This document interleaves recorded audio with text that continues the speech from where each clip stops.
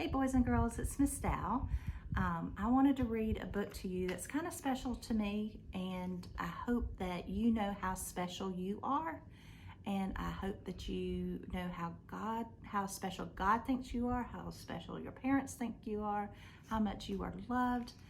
The book is You Are Special by Max Lucado.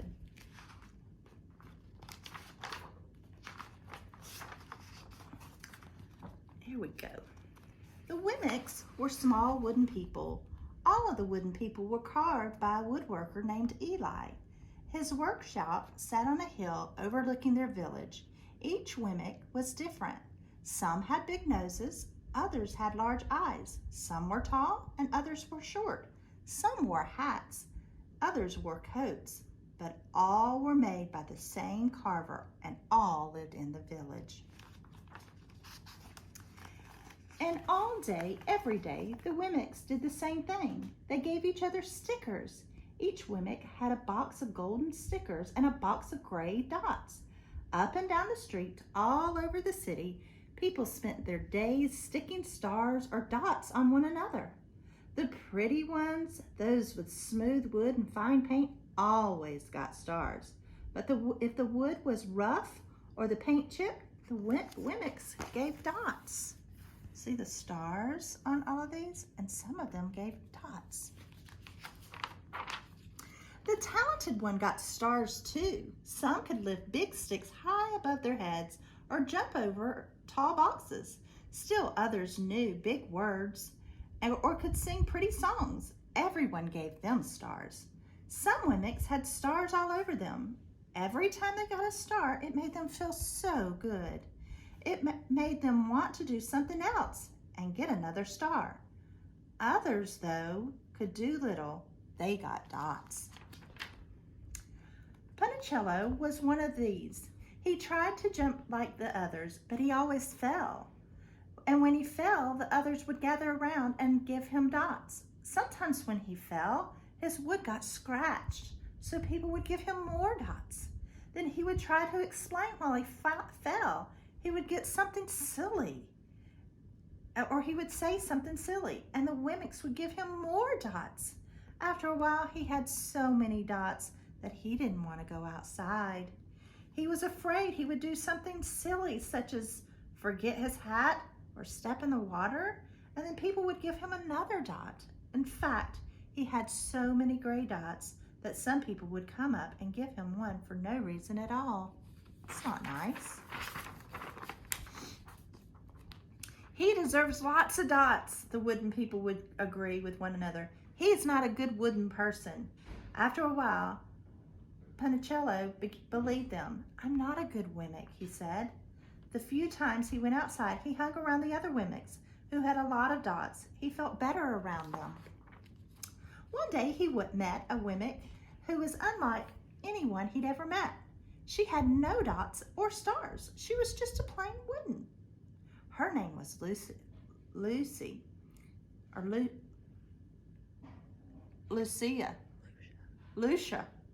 I'll get it right. Her name was Lucia. It wasn't the people that didn't try to give her stickers. It's just that stickers didn't stick. Some of the Wemmicks admire Lucia for having no dots, so they would run up and give her a star, but it would fall off. Others would look down on her for having no stars, so they would give her a dot, but it wouldn't stay either. That's the way I want to be, thought Punticello. I don't want anyone's marks. So he asked the stickless Wemmick how she did it. It's easy, Lucia explained. Every day I go see Eli. Eli? Yes, Eli, the wooden carver. I sit in the workshop with him. Why? Why don't you find out for yourself? Go up the hill, he's there. And with that, the Wemmick, who had no stickers, turned and skipped away.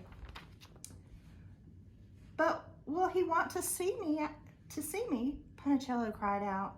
Lucia didn't hear, so Punticello went home. He sat near a window and watched the wooden people as they scurried around, giving each other stars and dots. It's not right, he murmured to himself, and he decided to go see Eli.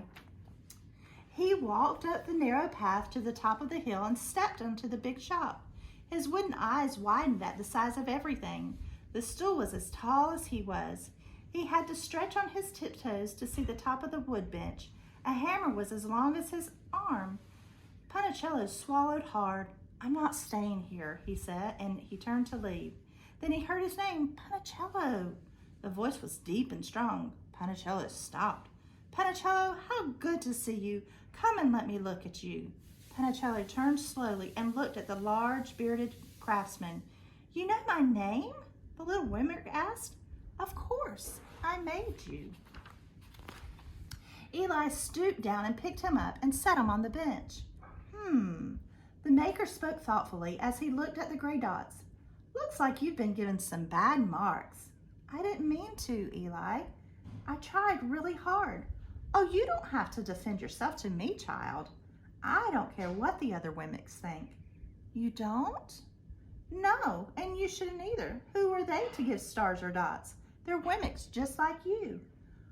"What they think doesn't matter, Punticello. All that matters is what I think, and I think you are pretty special." Punticello laughed. "Me? Special? Why? I can't walk fast. I can't jump. My paint is peeling. Why do I matter to you?" Eli looked at Punticello, put his hand on those small wooden shoulders, and spoke very slowly. "Because you are mine. That's why you matter to me." Punticello had never had anyone look at him like this, much less his maker. He didn't know what to say. "Every day I've been hoping you'd come," Eli explained. "I came because I met someone who had no marks," said Punticello. "I know, she told me about you." "Why don't the stickers stay on her?" The maker spoke softly. "Because she has decided that what I think is more important than what they think. The stickers only stick if you let them." "What?" "The stickers only stick if they matter to you. The more you trust my love, the less you care about their stickers." "I'm not sure I understand." Eli smiled. "You will, but it will take time. You've got a lot of marks. For now, just come to see me every day and let me remind you how much I care." Eli lifted Punticello off the bench and set him on the ground. "Remember?" Eli said as the Wemmick walked out the door. "You are special because I made you, and I don't make mistakes." Punticello didn't stop, but in his heart he thought, "I think he really means it." And when he did, a dot fell to the ground. So boys and girls, this book is it's exactly how God feels about you. You are special to him, and no matter what anybody says or thinks about you, you are special. God loves you, and it shouldn't matter what anybody else thinks about you except for God. Remember that he loves you, he thinks you're special, and I think you're special too, and I love you. Have a great day. Bye-bye.